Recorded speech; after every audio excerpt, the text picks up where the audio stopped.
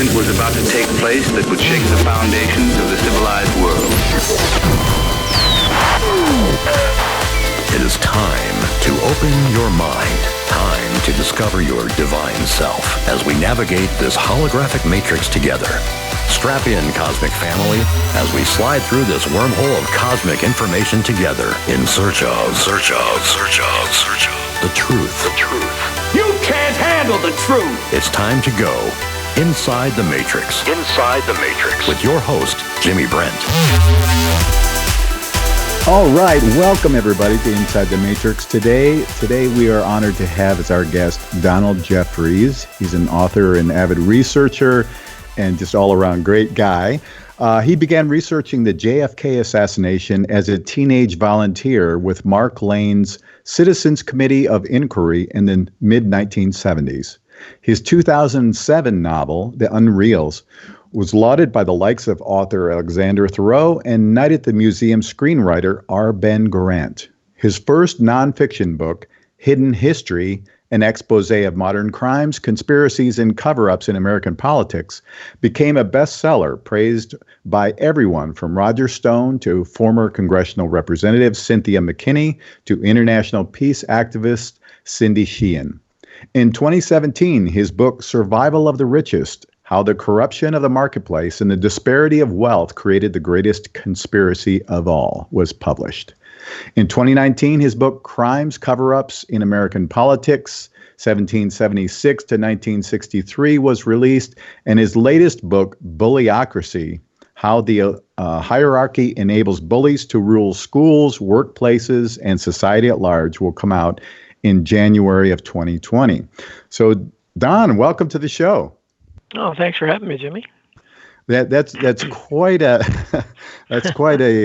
resume you have there. You're a very prolific writer and an excellent writer. I've been able to go through one of your books, and I'm really impressed with your writing style. It's really good. And before we get rolling too far here, I want to give a shout out to our friend John Barber, who is an amazing guy too. He was on last week, and it was just such a pleasure meeting him this past week. And he's the one responsible for getting us together.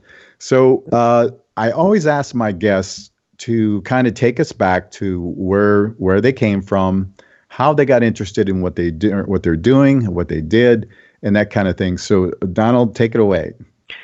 Well, as you noted in my introduction, I got started, I guess, down these rabbit holes in the mid-1970s as a teenager. I became politically aware during Watergate, and I was a basic liberal Democrat. I grew up in a Democratic household. Nixon was a dirty word. We loved the Kennedys, and that kind of thing. So, that's the way I started. And so I just assumed, and I was very influenced by Watergate and naively thinking that this great journalism with Woodward and Bernstein, this was the norm, and this is something I wanted to do. I said, I want to be a reporter like that, exposing corruption on the bad guys like Nixon. And so that was my goal, I think, at that point. But then I became disillusioned because once I started reading about the JFK assassination and then joined Mark Lane's group, I thought, well, gosh, these journalists must not know about this. Somehow I thought, since they were so obsessed with Watergate, which was really a third-rate robbery, compared to something like the assassination of a president, I thought, wow, they're going to love this, and this is what I want to do. And then it was incredibly disillusioning to realize that people like Dan Rather had gotten his start during the JFK assassination by lying about it as a local reporter for Dallas, who was later promoted to CBS White House correspondent at that time, and then later, of course, he anchored the nightly news for a long time. So it was very disheartening to realize that, wow, these maybe there's the liberal Democrats that aren't good guys. And so that was the beginning, I think, of my drift towards independence, and I've never looked back since then. And just studying the JFK assassination, I became immersed in it. And while working with Mark Lane, I got to go to the National Archives and hold the alleged bullet, the magic bullet, the alleged weapon, the Mamluk Arcano, the clothes, JFK's clothing. I had a private screen-by-screen viewing of the Zapruder film. This is all, I was probably 18 years old, so it was heady stuff. And I had my little researcher's card. So I thought it was, this is something I was really interested in. And I couldn't stop. I was reading everything I read all the books on the assassination. I have a library that's probably worth quite. I mean, I have Penn Jones's books, and Penn Jones and Sachs, who wrote the Forgive My Grief 1, 2, 3, and 4. He also had a monthly publication called The Continuing Inquiry, and they actually published the first thing that anybody ever published of mine when I wrote, like, very young. I was probably early 20s. Who really killed JFK? And I made the front page of The Continuing Inquiry, so I thought, wow, I was excited about that. And I pitched Penn Jones a few other ideas before he ended up going out of business. But eventually, after the House Select Committee on Assassinations, which we and Mark Lane's group, we lobbied, we tried to lobby Congress and get the media interested in that. And again, very disillusioning because their investigation was another cover-up. So I kind of, I never discarded it completely. But that's when I started going down some of these other rabbit holes and started investigating, hearing about the Council of Foreign Relations and Bilderberg and the Trilateral Commission and just kind of offshoots of that. And of course, I'd already, even before the JFK assassination, I'd kind of started looking into the RFK assassination. So I knew about that and MLK. And so I just started going down these rabbit holes, and I began to realize, wow, this is kind of standard operating procedure. When you start looking at these things, you see the same things, in really all of these incidents or all of these subjects. And of course, later 9/11 came around, and so that just opened up other new doors. So when I started writing science fiction, because originally I wrote a lot of songs, that's what I was doing when I was, with Mark Lane. I was trying to. I thought I could, be the next Bob Dylan or something, and didn't happen. But and I just was writing poetry and lots of fiction, and that's what I still consider myself a novelist. I had one novel published, The Unreals, but I have other novels that I think are really good, and I haven't had as much luck with that. And so that's why I kind of turned to nonfiction, because I'll be honest with you, I never thought anybody would publish my nonfiction because it's so controversial. But thank goodness that publishers out there like Skyhorse and Trine Day exist, because they do give a platform to authors like me that are really approaching these subjects from a very unconventional viewpoint. And so in Hidden History was just kind of something I had there for a long time. And I just kind of threw everything but the kitchen sink at it. And, I never expected it to do as well as it did, and to get people like Roger Stone, right? Though now I don't know how good that is. At the time, I thought it was a joke. But now his name is forever entwined with mine because he's on the cover of my paperback. And people like Cynthia McKinney and Cindy Sheehan. She's awesome, yeah, wonderful. And now with Survival of the Richest, Naomi Wolf is writing the foreword to the paperback edition of that. And so I'm very thankful that I think Jesse Ventura is going to be writing a blurb to the new book, Douglas Caddy, the Watergate lawyer. So I had, of course, John Barber, just having the rewarding friendship I have with him, and just we talk regularly, and we just kind of knock ideas around and complain to each other. He's wonderful. It's been kind of a long, strange ride, and I never, this is what I always wanted to do. I wanted to be a writer. Other than a Major League Baseball player, there's nothing I would have rather have done in life than be a writer. So to see my name on the the covers and the spines of these books it still kind of amazes me. Sometimes I look at it and it seems surreal. So it's been a dream come true. I just wish I'd make a little more money off it, but the gratification of it is wonderful. Oh yeah, and you're certainly recognized as a great writer, and there really, as we're seeing, there's not much money in telling the truth in this world, unfortunately, and that's kind of what we're up against in so many ways. This kind of thing, the cover-ups, the crimes, the machinations of the people, the psychopaths that control this world has always been there, but now we're seeing a lot more of it come out in the public, which is very exciting. It's horrific in a lot of ways when you realize the scope and the depth of how the evil archy operates. But it is beginning to come out more and more, and that is really, in my opinion, the only way we can really combat this is by shining a light on everything that they're doing, exposing it all publicly as much as we can publicly. Yeah, absolutely, and it's about waking. But we can expose it all I want. The big thing is is the, when Alex Jones talked about, InfoWars, and there's a war on for your mind, regardless of what you think of him, that was exactly that's what this is. We're in a war of information, and we're trying to wake people up. And unfortunately, there's still so many people that are just sound asleep, and it's difficult because you try to expose them to some of the, especially somebody like me. I'm writing about history, and I have an old demographic. Most of my fans, as they exist, are older than me, and or near my age. But you got to wake the young people up. And the problem with writing about history for young people is that most young people are historically illiterate, as most Americans are, and so a lot of them don't even know the fake history. So if you're trying to expose the lies about the official narratives, first they have to understand the official narratives, and a lot of them don't. So if you're trying to show, how contrived and how ridiculous the Oswald did it, narrative is in the JFK assassination, they have to understand exactly what it is you're trying to disprove. And 9/11 is a little easier because most of them understand that a little better. And that's I try to go there quite a bit because there are a lot of young people that became awake because of 9/11 and because of the internet. And that's why I'm also involved with the Stop Bit Burning campaign, to try to stop online censorship on the internet, because that's been the greatest ally. And, I'll be honest with you, I don't think someone like me and lots of other writers would have ever been published if we didn't have the internet, because I was trying to get published for a long time. It didn't happen until I was 50. But the only reason it ever happened, I think, is because I had the resources at my disposal of the internet, and I could query and bombard agents and publishers with emails. Because back in the day, I sent out plenty of snail mail manuscripts. I mean, it's cost prohibitive because, my books are thick. So if they want the whole manuscript, that costs a lot, and you have to, have to have it sent back to you. You don't want to lose it. And so that's cost prohibitive, and a lot of the times they don't even read it. You get a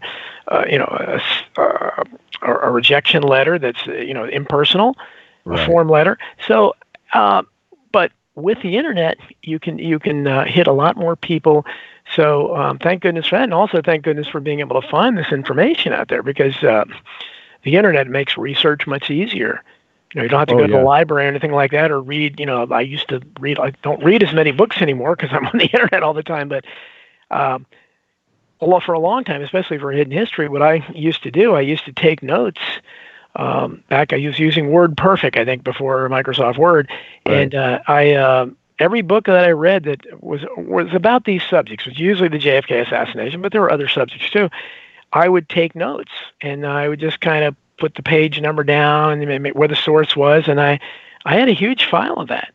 So when I went to write hidden history, I could go back on some of these subjects and look through my notes, and I didn't have to go find all those books again because I didn't own them all, or go to the library or anything like that. So that's why I think, stopping internet censorship is so important, because shows like yours, and shows like my little show that I do every Friday, it wouldn't exist if it wasn't for the internet. Because I don't think, I think it would be much, much harder when you're talking about these subject matters. Talk radio is more open than even a conventional talk radio than television is, but we don't want the internet to become like an FCC wasteland, where you have hundreds of stations and nothing to watch. And already we're seeing that happen with YouTube, and it's really sad, because YouTube, as big as it used to be, when any these incidents happened, didn't matter what it was, you could go there. I used to go there a lot just for entertainment value, and just type in whatever it was, hoax or whatever it was, conspiracy, whatever incident. And you had a lot of times really well-produced videos, looked professional. And these guys that sometimes maybe from their parents' basements, they were doing the job that investigative journalists are supposed to do, but won't in our state-controlled media. So I hope we don't lose that. But if you go to YouTube now, it's very difficult to find that information, because they really, really are censoring alternative information. Oh, absolutely.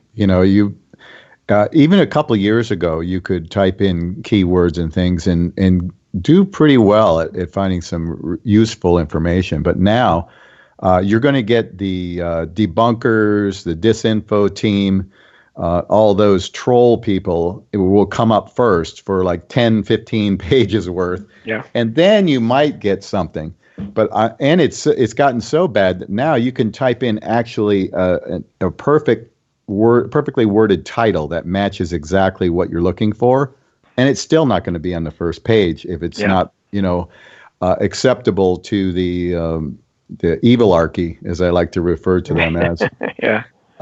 And that's what we're up against. We've talked many times on this show about the internet being a double-edged sword. On one hand, it's the psychological manipulation and the propaganda is extremely intense, from the evilarchy. But on the other hand, like you said, citizen journalists, excellent writers like yourself, and authors will also be able to put out their information. Now, it's still there. It's not completely gone yet, but it's getting much more difficult.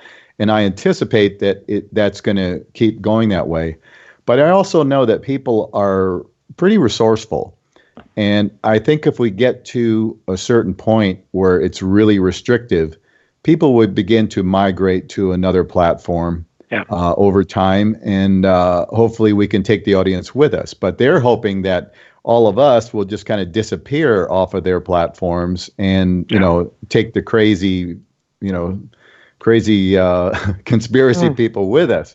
Yeah. But we know, and a lot more people out there know, that what we're doing is putting out the truth, because we're certainly not going to get it on any mainstream media sources. We get the propaganda. Absolutely. And there wouldn't be a niche for someone like me writing the books I'm writing if what I call the court historians. I mean, the court historians, I think, serve the same purpose as the so-called investigative journalists do. Our state-controlled media lies about current events in the same way that court historians make sure they control the narrative about all the past. As Orwell said, who controls the past controls the future, who controls the present controls the past. That idea, and that's incredibly important, because if you can control, we saw in 1984, where Winston Smith, one of his jobs was to constantly rewrite history and throw things down the memory hole and change things. Yeah. People became unpersons and things like that.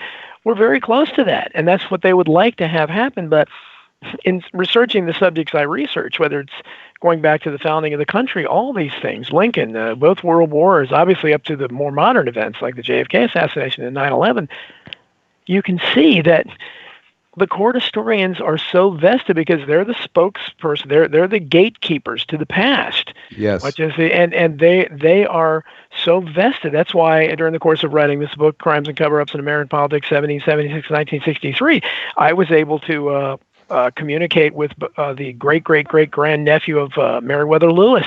You're talking about a death that took place in the early 1800s.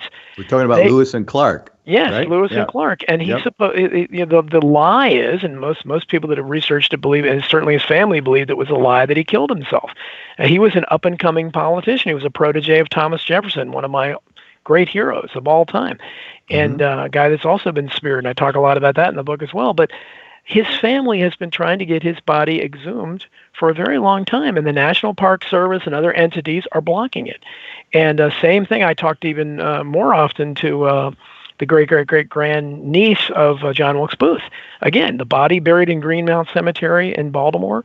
Lots of people and lots of so-called conspiracy theories have been built on the idea that the body buried there is not John Wilkes Booth. Well, they have DNA now, and they can easily determine if that's real or not. So you can solve a historical mystery. But again, the family wants to do it, and who's blocking it? All the predictable suspects, these powerful government organizations are blocking it. Now, I don't think they'd be blocking it if they were confident that John Wilkes Booth was in that grave, or that Meriwether Lewis could be shown to have killed himself. They're doing it, obviously, because they want to keep suppressing the truth. And this is what I mean about it. We think we're going to expose the truth about something recent like the murder of Seth Rich or something. Go back to that, where they're still vested in something. I mean, if they prove, what would that prove if that Meriwether Lewis was murdered? I mean, people would not know any of the names. Right. It would expose something, but really that's a threat to them. But that's how vested they are in these narratives, these lies. That Absolutely. I believe they're scared of the domino. I call it the real domino theory, the real domino effect, because if you start exposing, let's say you find out John Wilkes Booth wasn't buried there. Okay, then that means they demonized all Finus Bates and the people that wrote about Wilkes Booth living on for decades. they demonize them for nothing. So they have egg on their face, and it just leads to one thing leads to another. One domino goes down, then the next, and then the next. Because if you start exposing the lies, then everyone becomes more receptive to, oh yeah, I heard, that they covered that up or they covered that up. Once it gets in the mainstream, the people that are asleep start accepting it. So this is why I think it's important that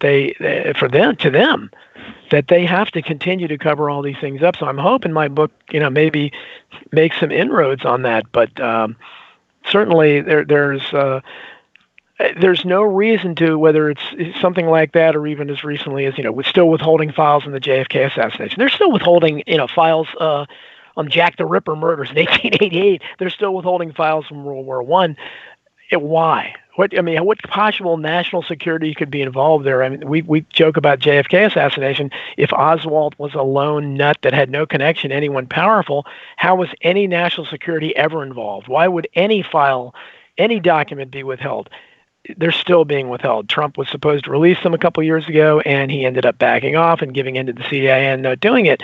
So that's what everybody should be asking. What are you hiding? Throw some sunshine on it. Maybe the conspiracy theorists like us have exaggerated things. Maybe you're not as bad as we think you are. But go ahead and show they us. Are. Oh yeah. Well, I know who they are. But play. Just call their bluff. Just come on, call our bluff. Just show the stuff. But they just their first impulse is to suppress always. And I just wish everyone would demand more, but unfortunately, again, our people, the American people, have proven to be really incredibly submissive in the face of this tyranny. Thomas Jefferson talked about tyranny and wrote about all the usurpations and abuses of power in the Declaration of Independence. It's like a walk in the park compared to what we've experienced in our lifetimes here. The tyranny is everywhere.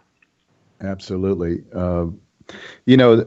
We've said many times in the show, and I'm sure you feel the same way, is that lies constantly have to be maintained and protected and propped up, whereas the truth is very simple and very powerful. It can stand up to any kind of scrutiny, and there's no problem with questioning the truth.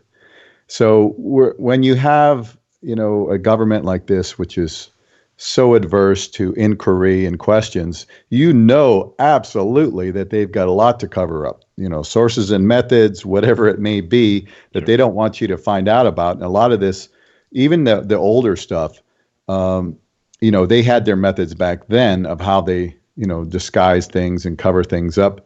It's always been that way. But like I said before, it's very exciting that a lot of this is coming out, and you're a big contributor to that. And that is a tremendous thing that you're doing for society in general, and we really appreciate it. Now, we've got just a little bit before the first break here, and when we come back, I really want to get kind of go back to a lot of the things about the Founding Fathers, because there's so much that is, a lot of them have been vilified in various ways. A lot of them have been glorified, which don't deserve to be glorified, and vice versa. So when we come back with our guest, Donald Jeffries, we'll be discussing the Founding Fathers and some other really interesting stuff. So if you have a question, pose it in the chat. We'll be happy to discuss that as well. And we'll be right back in just a few minutes on Inside the Matrix. All right, welcome back, everybody. We're here with our guest, Donald Jeffries. And before the break, we were mentioning that we were going to discuss the Founding Fathers. And, we have a lot of disinformation about them. Wouldn't you say, Donald? Oh, absolutely. And hopefully people will learn something from reading this book. But I go into the reasons for the founding of this country, and I think more importantly how the foundings. I think these things are all connected. So when I write so much about Lincoln and the Civil War, I think it's important because how that really was the second revolution, and it wasn't the same kind of revolution at all. It really contradicted the spirit of the founding of the country. The war for independence we fought was basically fought on two main premises. And one of them was revolutionary, and that was that people everywhere have a right to consent to those who govern, the consent of the governed. And now that concept was shattered forever during the Civil War, because clearly at that point the southern states didn't consent. And Abraham Lincoln crushed them, and forevermore So when we talk about the idea of anybody even talking about the consent of the government anymore is been lost for over 150 years. But that was the wonderful spirit of the revolution that Thomas Jefferson talked about. And this is very important in today's time when we see the tyranny around us, which is obviously so much more powerful and all-encompassing than anything King George could have thought of back when the states were colonies of England. But when you look at the kind of the quotes that Thomas Jefferson especially left on the record, when he said things like, anytime the people no longer approve of their government, they have the right to alter or abolish it. Now, I don't think there's certainly no leader on the American scene today that would agree with that, and let alone his even more controversial comment that the tree of liberty needs to be watered with the blood of patriots and tyrants every 20 years. And these are things where it's basically calling for revolution now. I think we're a long time overdue for people demanding that we get some kind of new leadership. And I don't think that I think the form of government that the founders created was as practically perfect as could be. But unfortunately, we haven't had the leaders for a long time that have followed it. And that's why during this ridiculous impeachment charade of Trump, it was laughable to see the Democrats, of all people, to see them talking about the founders and the founding. What did they do? Explode or burst into flames. Yeah.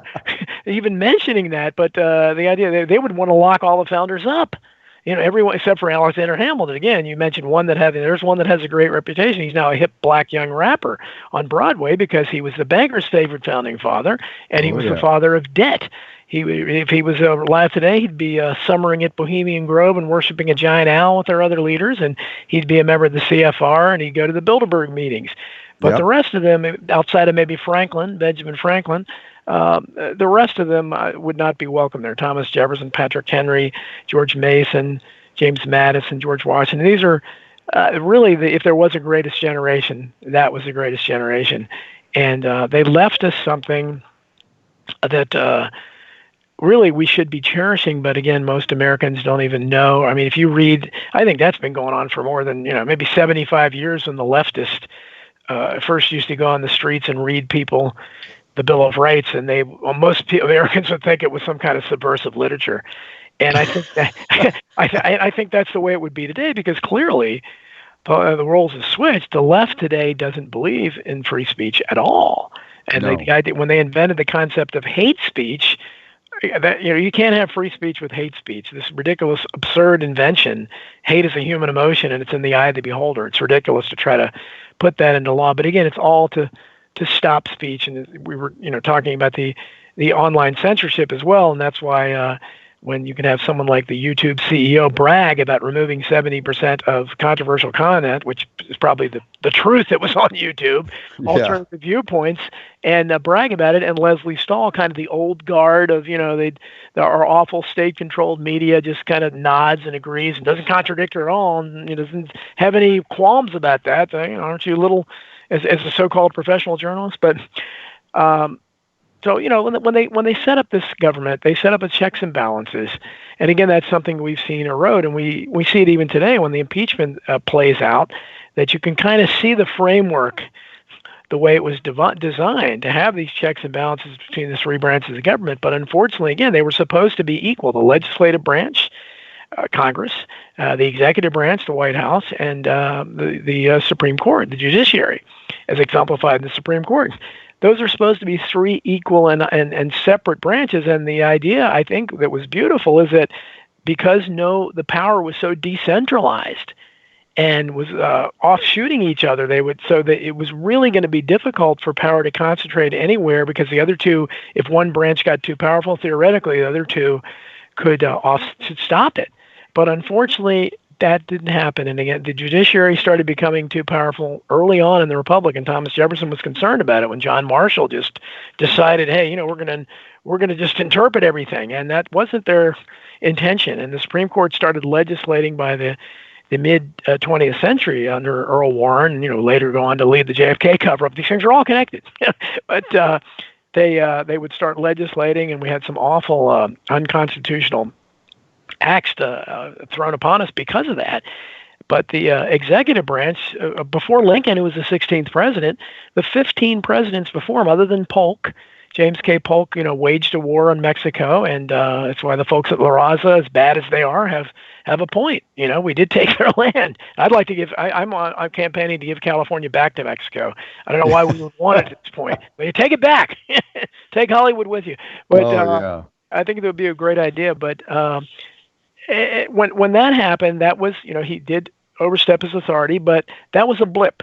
The other 14 presidents stayed within the framework of the Constitution. They never dreamed of doing what Lincoln did. When Lincoln came, he just overstepped it, created the first imperial presidency, and that's when the executive became out of whack with the other two branches. Right. The only branch that is, and we've seen several imperial presidencies since then, Woodrow Wilson, FDR, almost every modern presidency. But the legislative branch has become more cowed and more in their place. And again, it started under Lincoln, where they let him do everything. They never reined him in. And we've seen it ever since, where we've been in nothing but nonstop wars.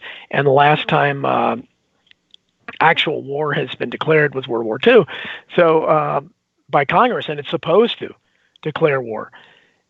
So I think these are the lessons that because we don't listen. That's why I think it's unprecedented. I don't think there's anything like it in the history of the world, where we have a framework, a constitution that is beautiful and was set out, especially with the First Amendment, as to be, this is the driving force of this government. And our leaders, everyone, even the best of them, Rand Paul or whatever that's left in there, none of them are truly following the Constitution. And most of them don't believe in the Constitution. They certainly don't believe in the First Amendment. And yet they swear allegiance to it. They swear to uphold the Constitution. They mentioned it during the impeachment, all these awful people, the Pelosi's and all these people they don't have any, they don't agree with anything the founders did. They think they're dead white racists except for Hamilton. And they still give lip service to it. So I don't think we've ever seen a situation like that, where a government has a mechanism that it's supposed to abide by and that its leaders swear to, and yet those leaders completely ignore it and clearly don't like it and agree with it.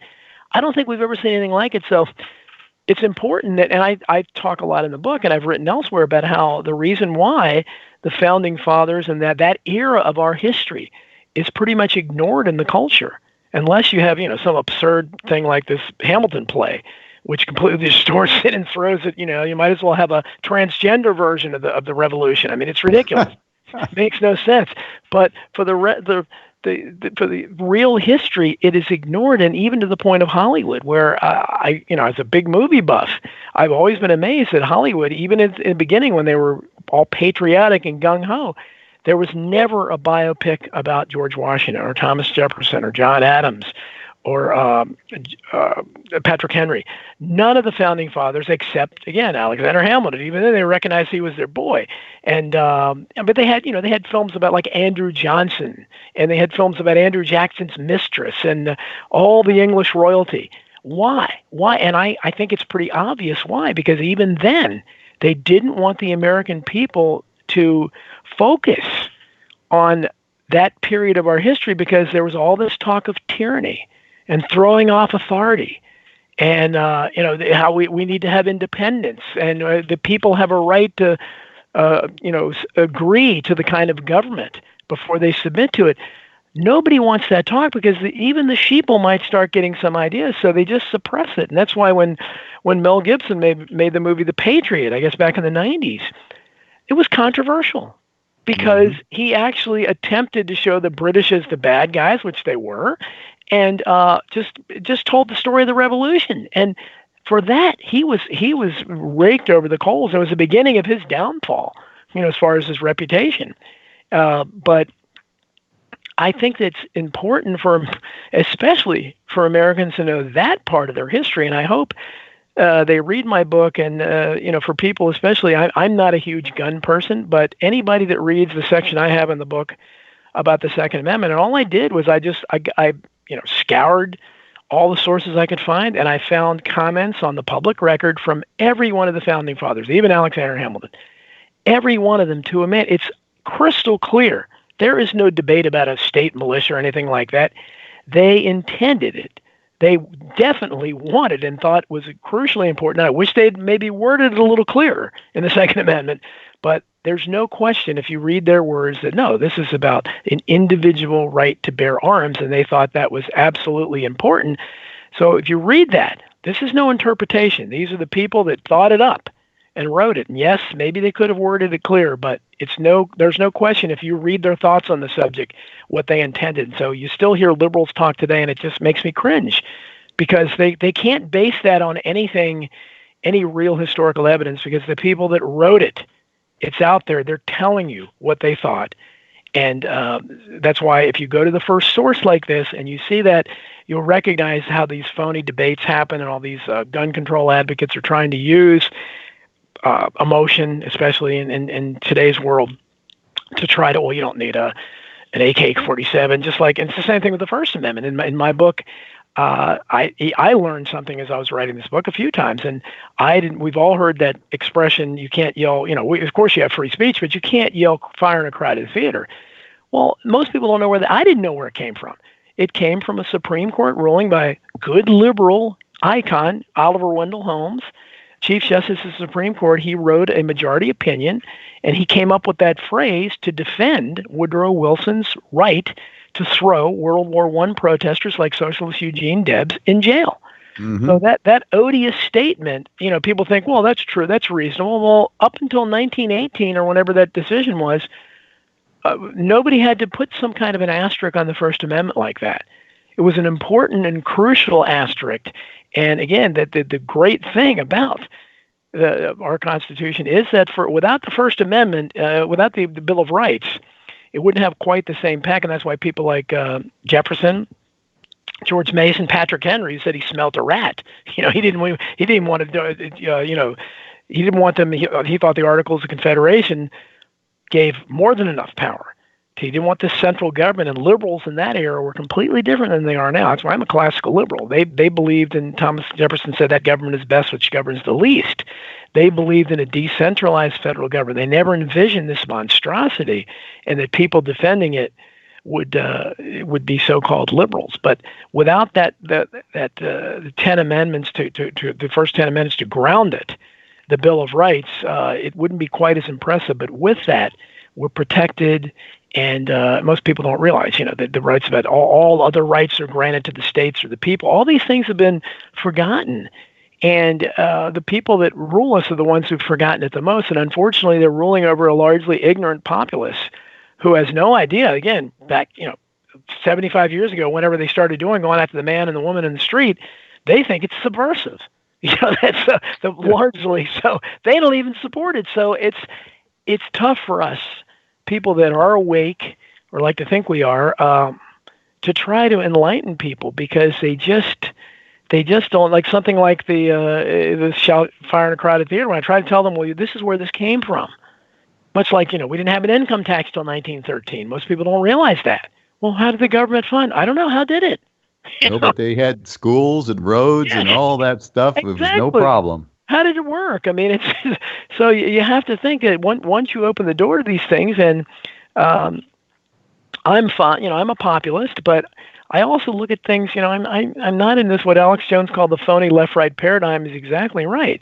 That's why if you look at my writings, I mean, I have people like Roger Stone and Jerome Corsi on the right that have loved it, and on the far left, people like Cindy Sheehan and Cynthia McKinney, because I think it is nonpartisan. I'm an equal opportunity critic. I don't think very many people, other than, I love the Kennedys for the most part, JFK and RFK especially. And other than that, if you read my work, you'll find that I pretty much blast almost every leader we've had, except for, I love the founding fathers, except Hamilton.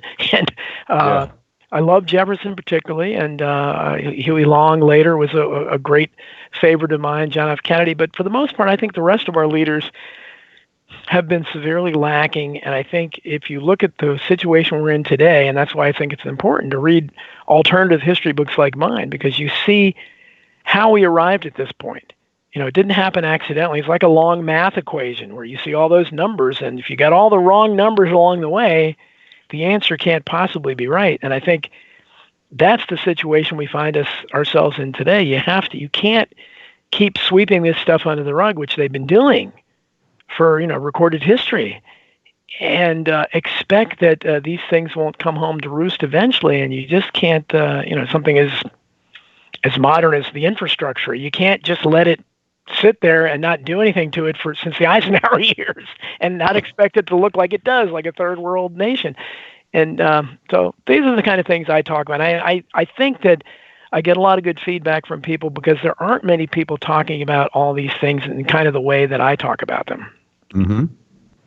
Well, we're up against so many different obstacles. For one thing, we have a moral crisis, with people that can be bought and paid for, like politicians, these talking heads that are out there that have no morals, no character, no positive character of their own.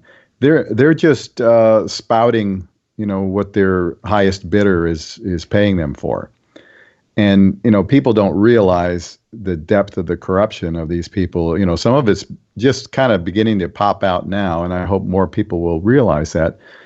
But people are busy, and this is, our society and our culture is purposely generated and designed to be the way it is, where people are very busy just trying to survive, pay the rent, raise their children, do all these things. And frankly, a lot of people are quite gullible and susceptible to mind control and programming and propaganda. I mean, Edward Bernays proved that it's quite easy to, steer people in any direction you want them to go with propaganda. And that we see that all of those platforms that we were discussing with the social media, the major news outlets, they're all utilizing and weaponizing propaganda against the people to prop up this corrupt and insane system that we have. People don't know the Constitution because it's not really taught at all. It's just kind of a cursory overview, and that's nice. It was nice back then. And then if a politician, like I heard the other day, Pelosi and some of these other yahoos were referring to the Constitution, people don't even know what's in it, so they can say anything. Right. Oh, the Constitution this, the Constitution that, and they don't know. I mean, sounds good to me. That must be what it says. No, it doesn't. Exactly. And of course, the Federalist Papers should be taught, should be required reading in every class, and every probably junior high or high school. Because it shows the brilliance of the Founding Fathers. It shows their intelligence, their command of the English language, all of those things that have been lost to us now. Absolutely. And I think, that's why when you're talking about the leaders being corrupt, obviously they are, unfortunately, again, since that founding generation, which was full of brilliant men, they were real statesmen. And I write a lot in there about, and other people have done this, about it's not a myth that the founders did really risk their fortunes and their lives. And almost all of them lost fortunes. And and their lives, right? And their lives, yeah. You wrote about that. Yes, I did. And most people picture today, the late John McCain or Lindsey Graham or these absurd warmongers that want to go to war everywhere. You can't picture them possibly actually in battle themselves. But George Washington was actually out there, leading the charge in almost all of these. I mean, and most of our, Andrew Jackson was a big war hero in the War of 1812. A lot of these people found their fame in battle. But, when you have people, they had principles and they were willing to fight for them, willing to die for them, willing to lose their fortunes, which they did. John Hancock, the legend has it and John Hancock was a real 1%er of his time.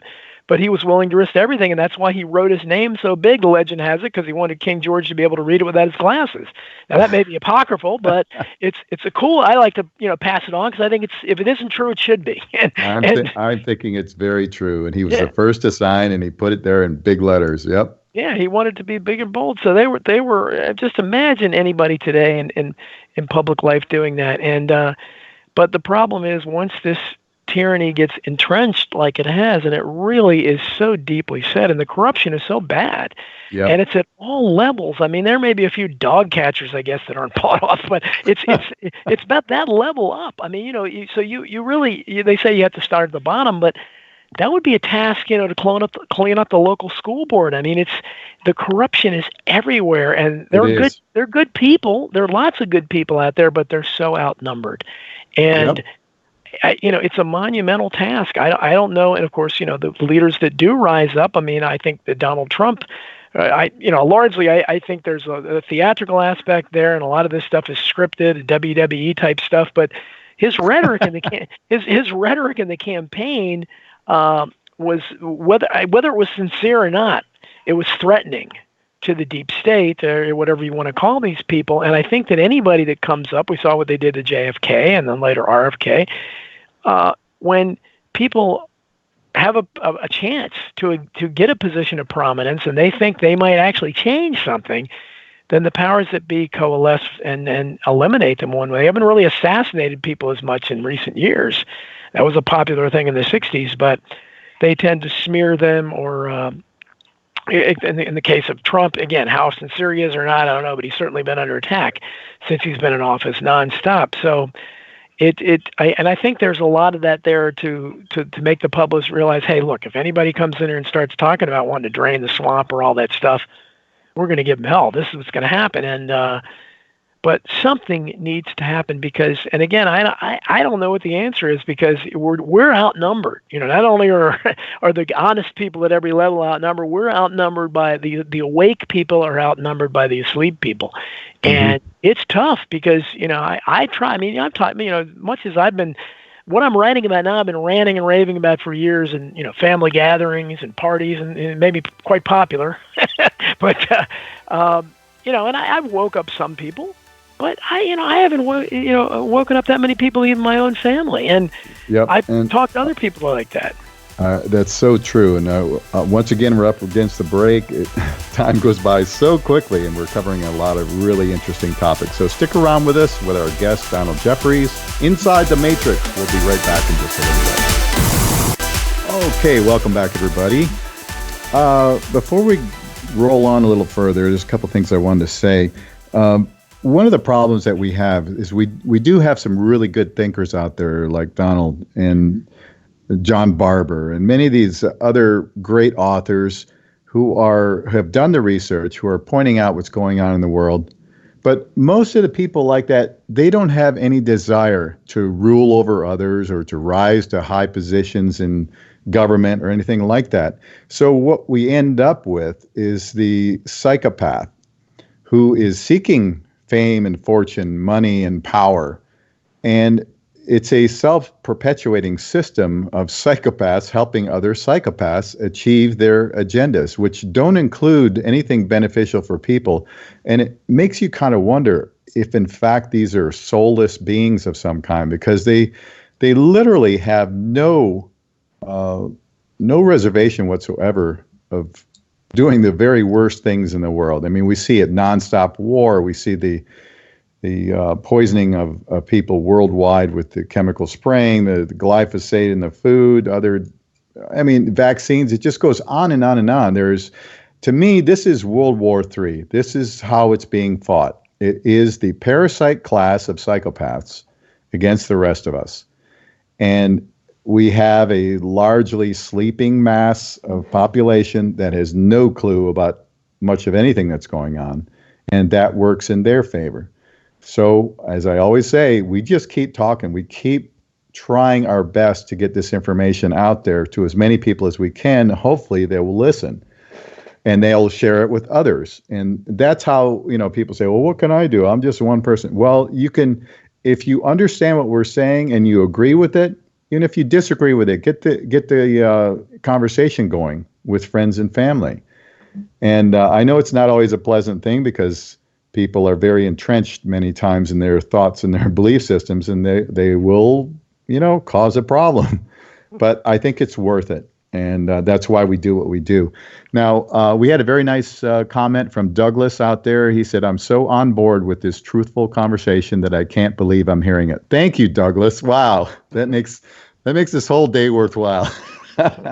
And then Mikey says, they, meaning all politicians, study Adolf Hitler's Stairway to the Stars campaign tactics, create a traumatic event to cause fake panic, see Orson Welles' radio broadcasted events, then jump on the soapbox, act angry and like an idiot, shout and stomp, and watch the crowd act like college girls at a concert.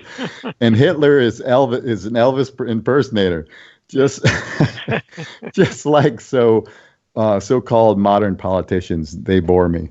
Yeah, Mikey, you got it. It's the Hegelian dialectic, right? Thesis, what is it, Donald? Do you know that one? It's thesis, antithesis, and synthesis. That's it. Yeah. Or problem, reaction, solution. Yeah, we just see it over and over. It's such a good tool to manipulate people. We just see it over and over again. Well, he's describing false flags, and in my new book, I talk about how the first false flag in American history that we know of was in 1898.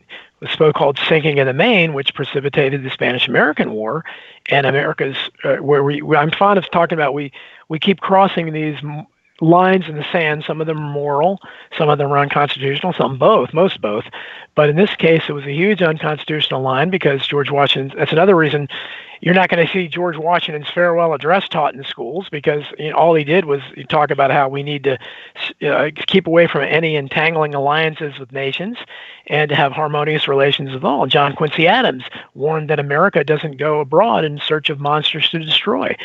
All of the founding fathers, every one of them, except again maybe Hamilton, were isolationists, and they would be smeared that way if they were around today. So everything about their belief system and the way they structured this country has contradicted all the foreign policy from 1898 on. And once we allowed ourselves to get involved and we precipitated it, as Mikey was talking about, how you get angry about an event that's fake. And in this case, they know now, and even the establishment historians admit that the Spanish didn't blow up the Maine, that it was just used to trigger a war. And then we repeated the same thing 20 years later with the sinking of the Lusitania, which, again, they've proven. I mean, the Germans were taking out ads in the newspapers saying, look, this ship is, please keep passengers away. They wanted to precipitate something. It was a false flag. Young Winston Churchill was involved. Young Franklin Roosevelt was there. And then, of course, Pearl Harbor was the most successful false flag, because that managed to convert a really isolationist nation, because there was a lot of backlash from World War I, because all historians, even the best court historian, can't put a good face on World War I. They can't explain what it was about. Nobody knows the carnage that killed millions, what it was about. The great Smedley Butler that wrote War is a Racket, and I wrote a lot about in this new book, talked about how all the profits that were made by all the companies and the big corporations through war. And he basically said, his line is that war is never about enemies, it's about opportunities for profit. And we need to always remember that.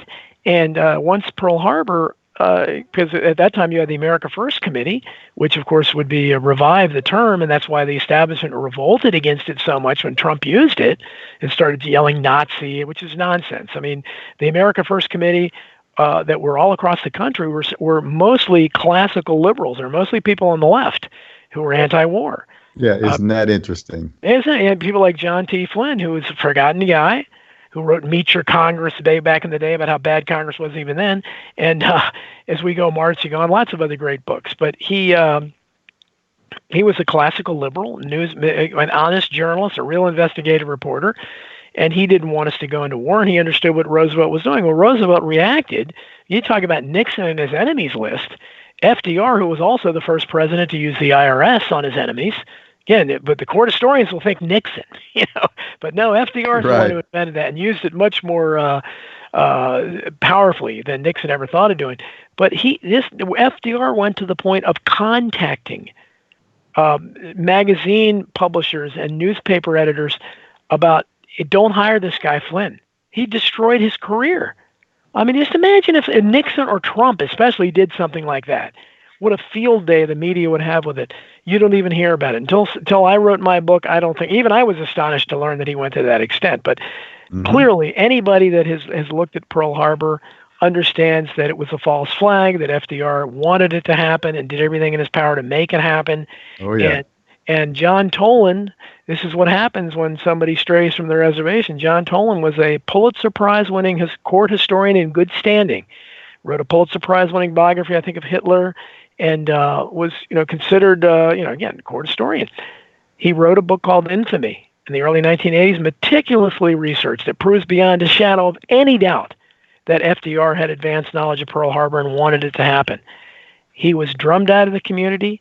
He was called a Nazi, which is ridiculous because he was writing about the Japanese attack on Pearl Harbor. This book had nothing to do with Nazis at all. Right. But still, they use that term as the ultimate slander. Sure. And he was never allowed back in, and he ended his days very sadly. He lived to be pretty old, but he ended up with the only people that would have him was the Institute for Historical Review, revisionist people who largely deny the Holocaust, and that's the only place he could get speaking gigs. So he ended up going there because the court historians drummed him out, and he couldn't find work. Much as John T. Flynn had been blacklisted, it wasn't just the communists in the 50s that were blacklisted, but these things aren't reported. So all these things, there's a thread. I mean, if you read all my work, you see there's a line that's kind of running through it. I called it Hidden History. I said this is just a compendium of 50 years of nonstop organized corruption. And I think that's what American history comes down, or what our leaders do. Is people say you believe in conspiracies. Well, the people that run us are conspirators. That's all they do is conspire. Absolutely. I mean, this is what they do. They go behind the scenes. They keep truth from the people. They conspire to enrich themselves, and they have agendas that are a lot larger than the agendas that are on the surface. So this is the way they live, standard operating procedure. This is the way they live their life. So yes, pretty much you can assume that basically anything that's reported nowadays, if I see anything widely reported, I assume at the very least it's completely distorted, and many times I think it's made up and just fake, and that's because I don't trust the state-controlled media. And I think I tried to say it earlier before I wandered around like I tend to do, and kind of a free-form thing I do when I dance from subject to subject, but my mind wanders. But I was trying to say that none of my books would have been possible. There wouldn't be a market for somebody like me if we had an actual media. We don't. We have a state-controlled media.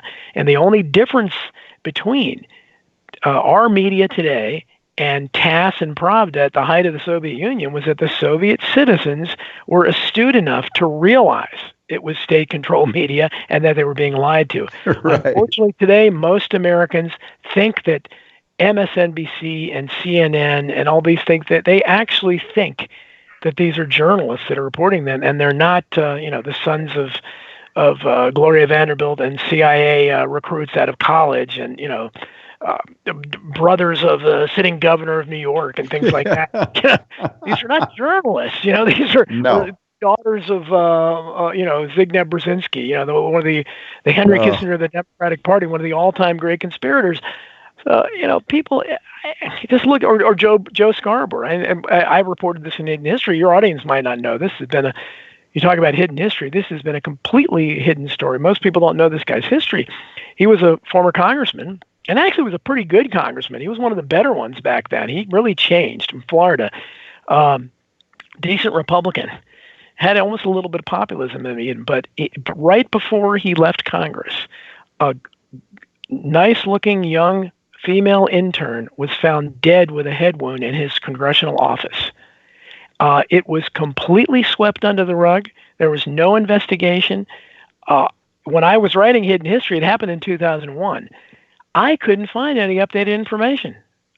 Literally, it's not out there. And this guy he later joked about it on the Don Imus show, and then he became converted into this kind of authoritarian leftist who has the Morning Joe show that he hosts with Brzezinski's daughter. They're quite a pair. Can you believe it? It's incredible to me. And, I always want to make the point that we would never have war, which is the most profitable venture out there, or one of them, certainly near the top of the list, if not the most profitable business venture, if it wasn't for government. It's always the government that says, oh, look at what these people are doing. We'll have to stop them. We have to kill them. We have to go invade them. And then they will use these false flag events to drum up sympathy and emotional angst of the people for retaliation and revenge and all those wonderful things that they promote in order to get us into war. And if people could step back and realize that, I mean, the average person out there has no inclination to invade anybody, to fight anybody. You know, if our country was directly invaded, you know, you and I and everybody else would be the first ones out there to defend our country. There's no doubt about that. Yeah. But to be going out there proactively and, you know, mass weapons of destruction, right? Yeah. Well, there weren't any. So did we apologize for that? Do we make amends for that? No, we just kept going with it. Yeah. Everybody admitted it was a lie, but we just kept going with it and expanded it. Yeah. It's insane. And it's another wrong number in that equation I'm talking about. All these, and nobody, you can't get the right answer if you keep doing that. But yeah, certainly H.L. Mencken, another great liberal, a classical liberal who would be smeared as an anti-Semite and racist and drummed out of polite society if he was around today. Great writer, great newspaper man, lived in Baltimore. And he had a great quote where he talked about, politics is nothing more than an endless series of hobgoblins that are trotted out to keep the populace, clamorous to be led to safety. And that's exactly what it is. And he, he was writing that in the 20s or the 30s. Imagine what he would think today. It's nothing. And what's really amazing is that the people fall for it. It's the exact same propaganda. You go back to read what they were saying about the dirty Krauts in World War I, bayoneting babies and stuff, and you go for it. It's always something that they're doing, raping and pillaging, and children are usually involved. And throwing babies out of the incubators. Yes, that happened. And we just fall for it. And what happens is a lot of the things Trump were talking about, one of the reasons he was attracted to people like me was because he was finally addressing domestic issues. And this is why there's so much of an emphasis on these endless series of hobgoblins, because it keeps the public distracted from the incredible mess and the overwhelming corruption at home. It keeps you distracted. The fact you're driving along roads that are third world. I mean, Cynthia McKinney was talking about recently in France as a comparison. She drove across France, and she said she did not encounter a single pothole. That's a first world infrastructure. We don't have a first world infrastructure, and it's collapsing. We can't afford that. We got to fund these wars. Exactly. We always have the money for that, and for whatever kind of pocket lining our leaders are doing for themselves, which they always are. Yep. But if you have peacetime, then all the leaders have to confront the problems all around us. And this is, I think, whether it's, and you talked about psychopaths earlier, and in my new book coming out next month, or it might be delayed a little bit, but it's coming out early next year, Bullyocracy, I examine that psychopathic personality. And studies have shown over and over again, these are the people that become leadership, because the bullying, psychopath, all this stuff, it's aggressiveness, competitive spirit, confrontational, all this is what we want or we accept in a leader. We don't want kindness or empathy. We think of that as being weak. And that's why we get the kind of leaders we get, because if you look in the professions, they're dominated really by bullies. They're dominated by psychopathic personalities. And even things like the clergy, it ranks like number 5 or 6 as far as psychopathic tendencies. Doctors, lawyers, journalists, celebrities, all of these, the people that make great money and are in positions of prominence, those are the people that are ruling us. So we're outnumbered. And the guy that's, the nice guy that attempts to be in those positions of power, well, nice guys finish last. We've been told that. And the fact that it's true should make us all weep, but they do.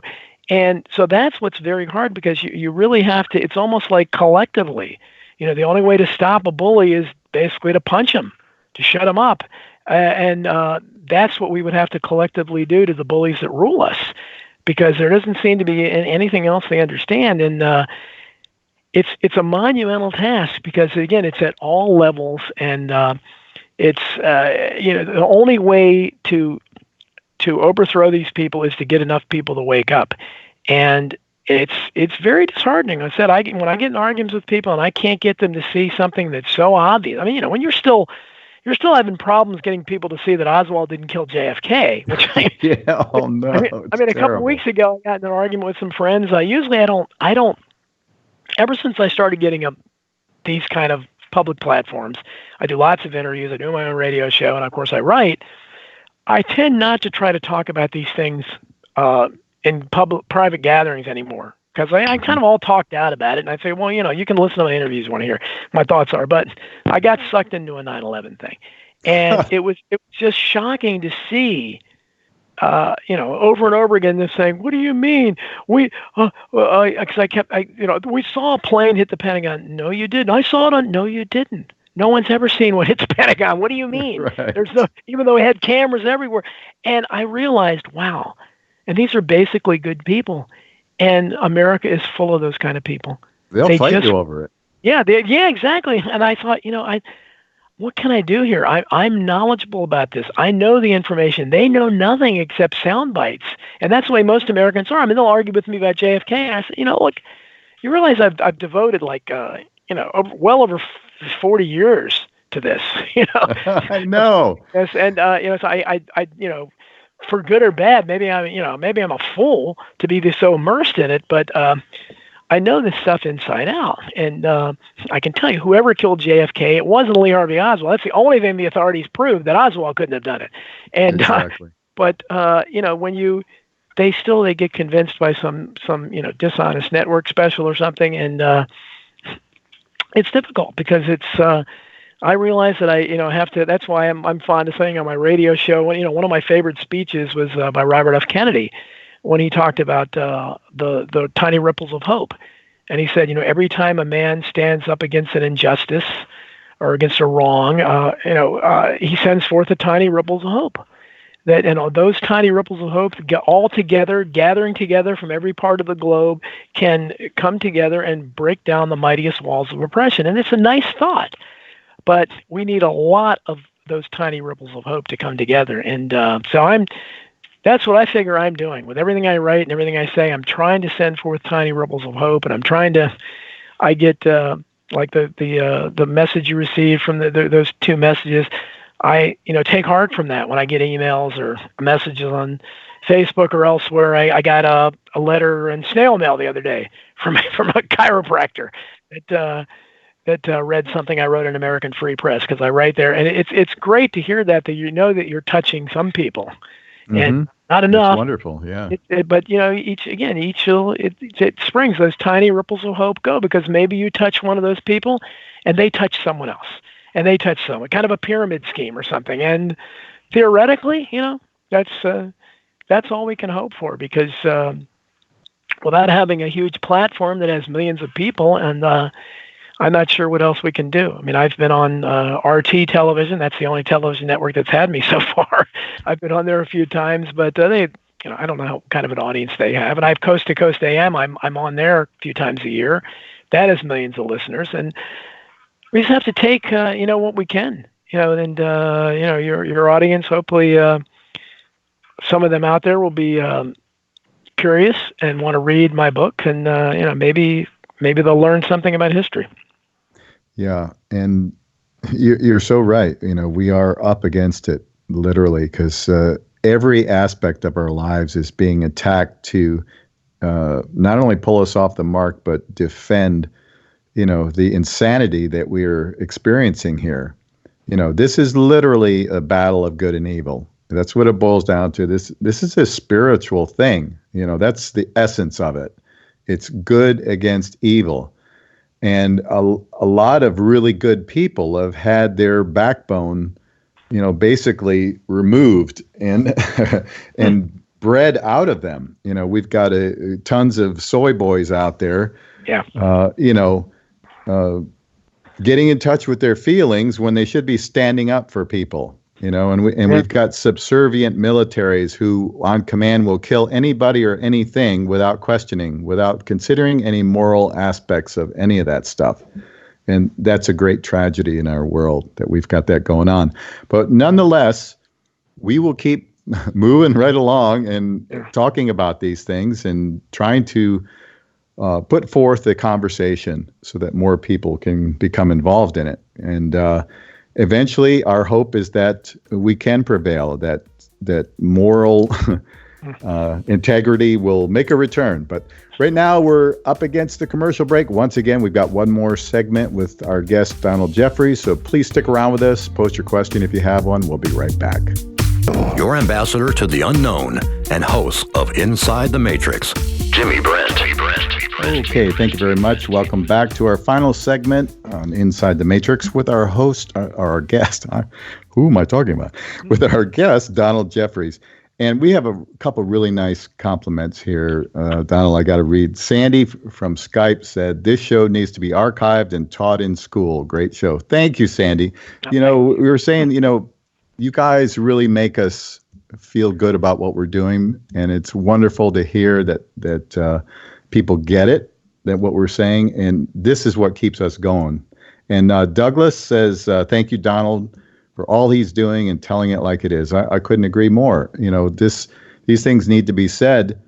On the break, we were talking about Donald Trump because it's such an interesting thing that's going on. On one hand, we all feel like, well, maybe, just maybe, there's somebody named Donald Trump out there that might be doing something good for the people.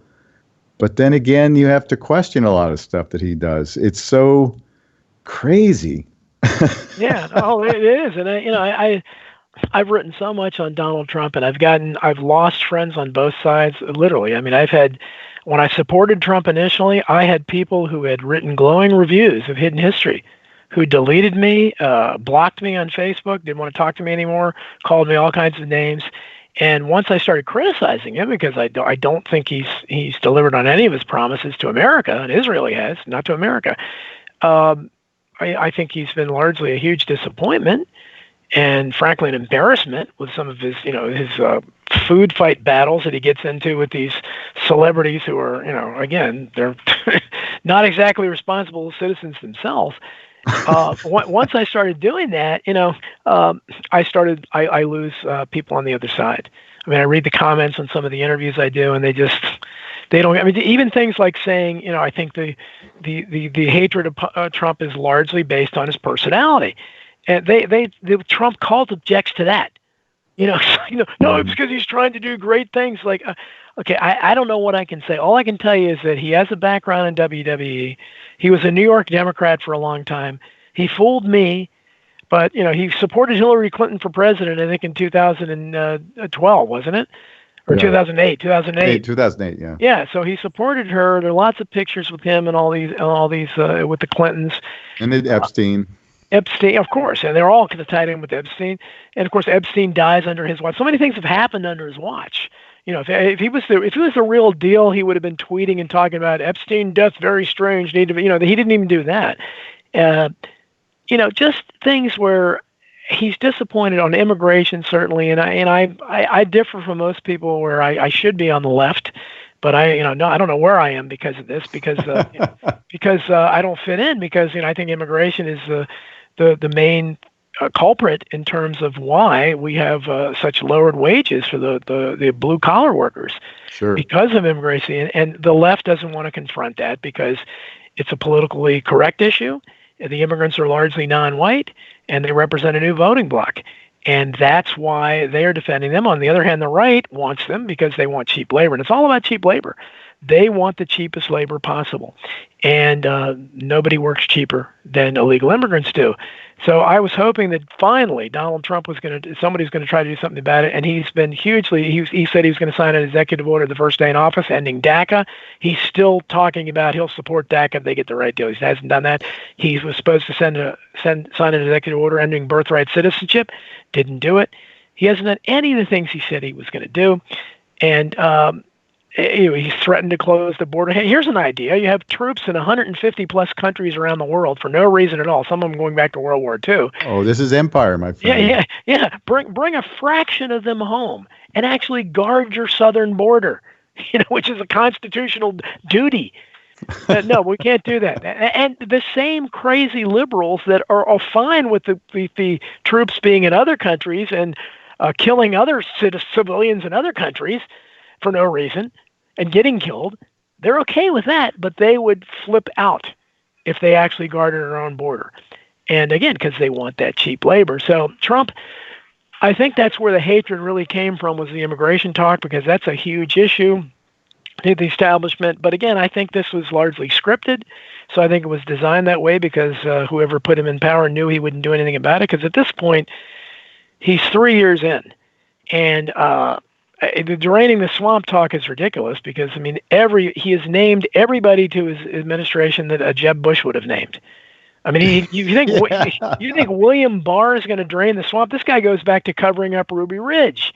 Oh, yeah, and he was a fixer for Daddy Bush. Yes, exactly. I mean, the idea that this guy is leading your Drain the Swamp project, and Rudy Giuliani, come on, one of the guys who was right in there with the 9/11 cover up. I mean, who of course was dressing in drag in that video, that strange creepy video with the young Trump. I mean, just weird stuff. I mean, these people are all just so bizarre, and the only few people that might have been outsiders, people like General Flynn, they smeared and got out of office before he even got in there.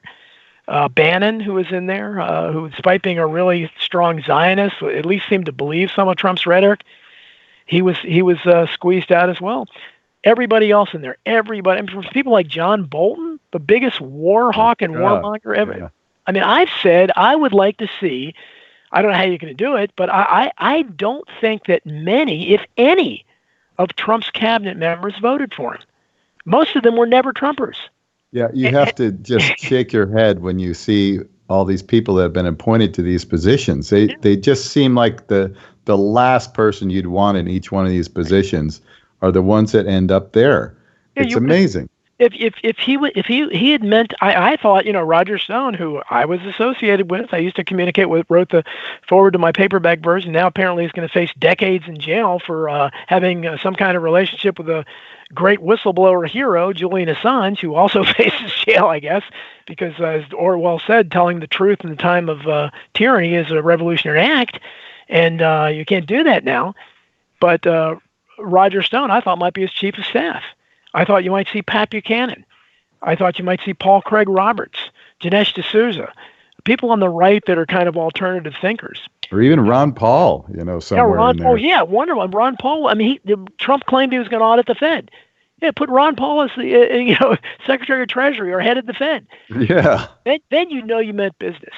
But we didn't see any of that. We saw the exact same suspects we would have seen under a Bush administration. So, except for the blustery personality, this really is another Bush administration. And but you can't tell people that because Trump has changed politics forever. The Trump phenomenon is unbelievable, and I have to write about him all the time. In fact, my book Bullyocracy, it was supposed to be out in January, but my publisher just told me the other day, you've got to write a postscript about Trump. So I've got to fit Trump in there because you can't really talk about it. Look at this. We're talking about history, but it always comes around to Trump. He's in the center of everything. He's the dividing rod in America. There's no more Mason-Dixon line. It's the Donald Trump line. That's the line dividing America. And everybody now is divided on his personality. You either are repelled by it, like the Trump derangement syndrome people are, and it is a real syndrome. Those people, lots of good people have lost their minds over this. I mean, they're calling for. I mean, lots of good liberals are. I've heard them call for military coups. Who are you going to trust? The intelligence agencies, or it's like. When did you start trusting the intelligence agencies? What do you mean? Yeah, the ones that killed JFK. Yeah, those people. Yeah, those people, and everything is there, and they're sounding exactly like the John Birch Society did in the 1950s. Oh, you're Amazing. A Russian troll, a Russian bot. Oh, or you're a Putin puppet. It's like what?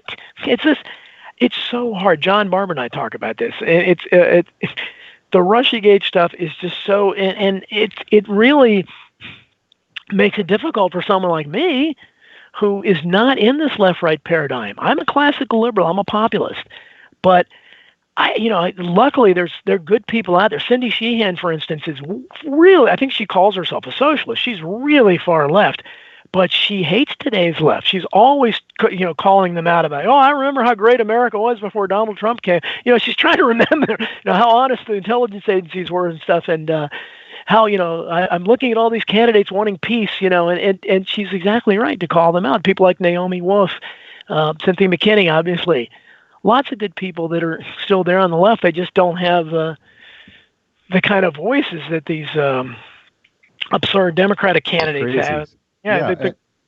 The left has morphed into this incredible, just very quickly too, has just morphed into this socialist, Marxist, Green New Deal, totalitarian system that they want to impose on everybody, and there's no there's no alternative to that in the socialist, Marxist mainstream media. And then you've got Trump. You've got two things going on with him. It's the cult of personality. Yep. Which a lot of people like, a guy that's going to just talk like the people and just stir up shit, Yeah. And then you've got the hopium aspect. Trump's going to drain the swamp, and he's going to fix everything that's wrong. And people love that.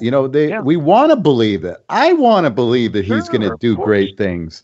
But we got to see it. No, and we're squeezed because the way the political world is now, we are squeezed between two awful extremes, and they're not really extreme, but because the parameter of debate is really narrow. But the two sides are, on the one side you have the left, which supports all wars just like the right does. They're complete globalists. They America last always. They smear you as protection. All the things that Trump caught flack for even bringing up. This is because this is their belief. They're authoritarians. They're not. I'm a civil libertarian, so I get in trouble all the time because I believe, as Patrick Henry did, that you have to stand up for the right of those you disagree with, even though you disagree with them, because free speech means nothing if you don't support the speech of those you disagree with. The left today not only doesn't agree with that, they would like to have you fired for saying things that shut you up. Yeah, shut you up, and if they get their way with this hate speech nonsense, throw you in jail. And this is what they want. It's weaponized speech. They're authoritarian to the core. They appear to just be screeching all the time about transgender bathrooms, and they're wearing pussy hats, and they don't even know why. They don't even know what they're protesting. They're not protesting war anywhere. They don't care. They're not protesting Julian Assange or Edward Snowden or Chelsea Manning being imprisoned when they should be genuine heroes. They're not. They don't care about any of that. They hate Trump's personality. They hate white, and even though they're largely white themselves, I've tried to confront them on this. That you do realize you're white, right? So you hate white. So do you hate your kids? Do you have white kids? You hate your kids too? You hate your grandfather, who's an old white man? Yeah, you hate all. I mean, just think about it. But they don't think. It's just rhetoric. And it's just a complete wasteland over there because all the traditional liberal issues, being trying to strive for peace and diplomacy, good wages for workers, rights and benefits, all these things, certainly civil liberties. Yeah. None of that matters to today's left. You will never, all those stooges except maybe Tulsi Gabbard, she's a little more palatable than the rest of them, especially on war or the anti-war stuff, but. Yeah, but she wants us to be ruled by the UN at the same time. Exactly. Yeah. So she says and I think she's a member of the CFR, so she's certainly, not my ideal candidate, but you're not going to hear them discussing these issues. No. They're not going to hear the issues that I talk about. I mean, survival of the richest, that half this country has nothing. The bottom 50% of Americans make less than $27,000 and have less than 1% of the collective wealth. 70+% of Americans work paycheck to paycheck and have less than $500 in the bank. You can't have a first world country. That's what the Democrats, the alleged party of the little guy, should be talking about. They're not. And on the other hand, you have the right. That's no alternative because the right is ruled by the Paul Ryan types, Ayn Rand disciples. Greed is good. Mm-hmm. It's all for the profits. How much money does, hey, you know what? You can go out and, the lies they're doing now, claiming that there are more jobs than there are workers. That's the biggest lie I think I've heard in my lifetime. It's so absurd. Most jobs have 200 applicants. Donald Trump, during his campaign, called out the phony unemployment stats and one of the many great things he said. I said, wow, somebody's finally telling the truth. They changed They changed them in the 1990s. They don't tabulate anybody unless you're not considered unemployed officially unless you're presently receiving unemployment benefits. Well, now that he's president, because that phony unemployment rate has dropped, which may just be because they're giving fewer people unemployment benefits, it doesn't mean anything really. He's bragging about, lowest unemployment rate we've had in decades, and the idiot Republicans are, what a booming economy. What are they talking about? Half the country has nothing, and you're doing nothing about these. The poorest people in America are the illegal immigrants that are coming from desperate circumstances, and they're entering at the absolute bottom. So what are they doing? They're expanding that bottom 50%. So if you don't do anything in another 10, 15 years, it might be 75% of Americans that have nothing. The middle class is being completely squeezed out. And nobody seems to be talking about that because they're lost. The left has the political correctness, the social justice warrior authoritarianism, and the right has this Ayn Rand, greed is good, profits are all that matters, he who dies with the most toys wins. That's what they care. We're caught in between. There's nobody making any sense. That's why when Trump mentioned some of these things, so many people out in the heartland said, hey, right on.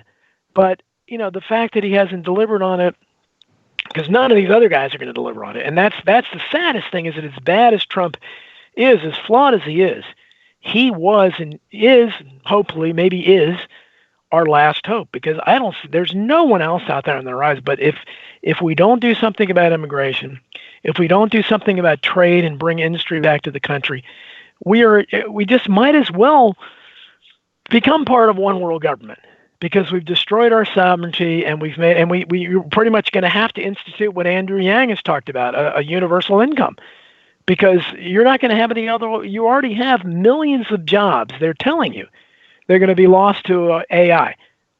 That are going to take it over automated. They're telling you that. So what is going to happen to all the people that are thrown out of work from that? What's going to happen to the people that are competing with the millions more family members of immigrants if DACA happens, where they're going to bring over just like they did under Reagan? How are you going to compete with that?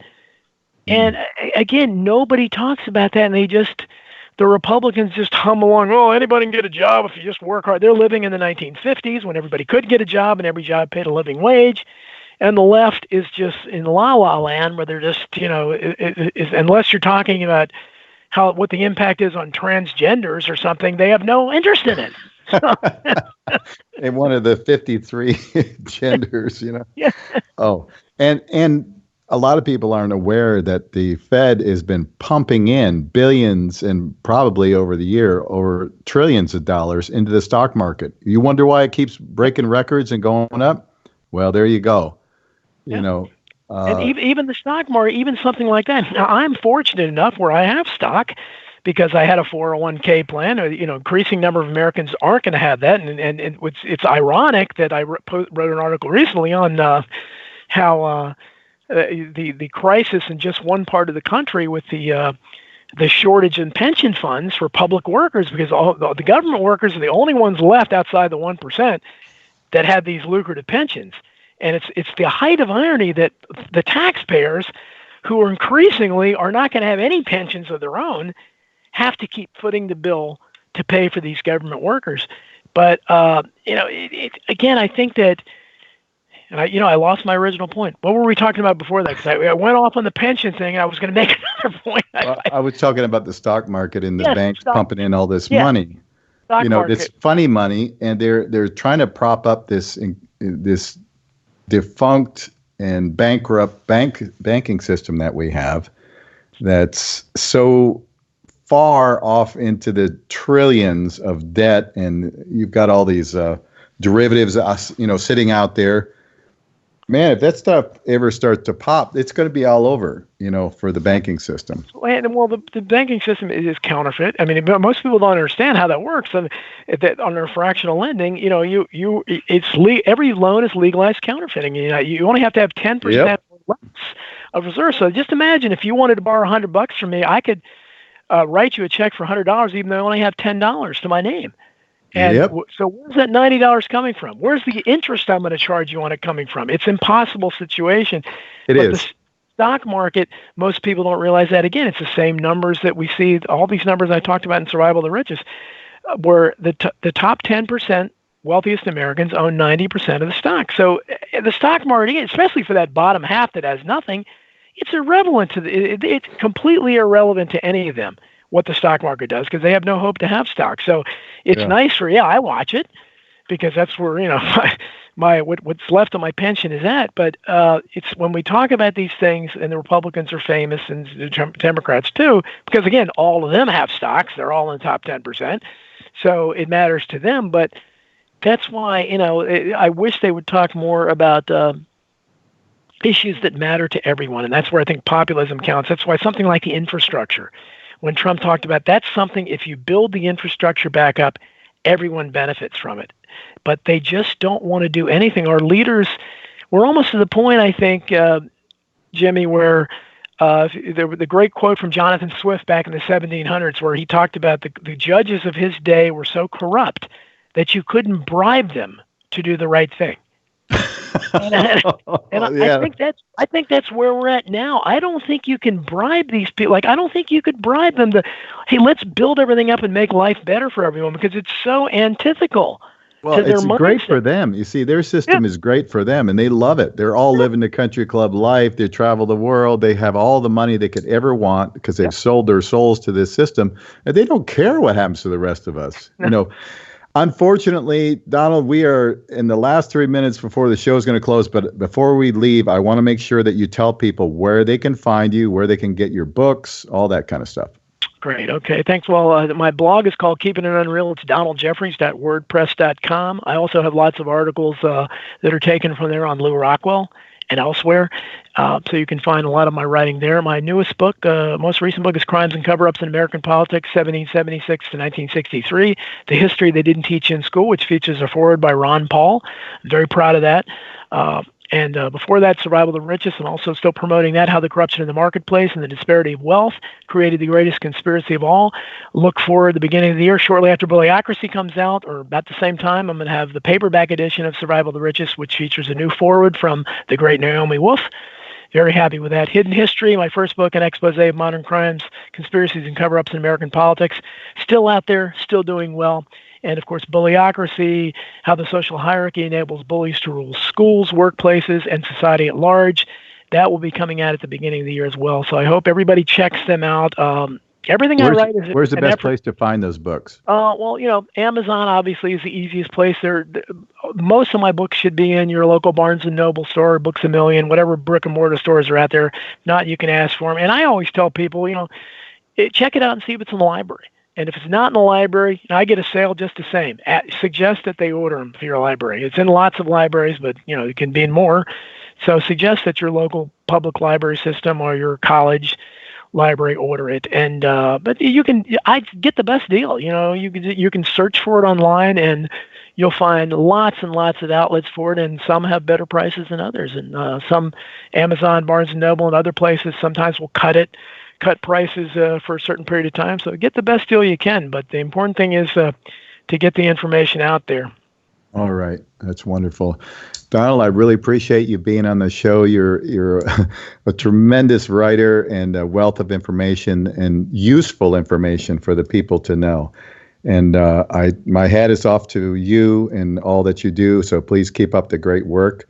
And my hat's also off to our good friend, John Barber. I hope he's listening, or we'll catch the archive. I hope so, too. He's a great guy, too. And I hope someday somebody will make a movie about his life. So producers out there, see John Barber make a movie about his life. He's awesome. But thank you so much, Donald. Have a great one. And everybody, thank you for tuning in, whether it's live or the archive. And we'll see you next week on Inside the Matrix. This is Inside the Matrix, hosted by Jimmy Brent. Who are we talking about? Jimmy Brent. Live every Sunday, 3 p.m. Pacific, 6 p.m. Eastern.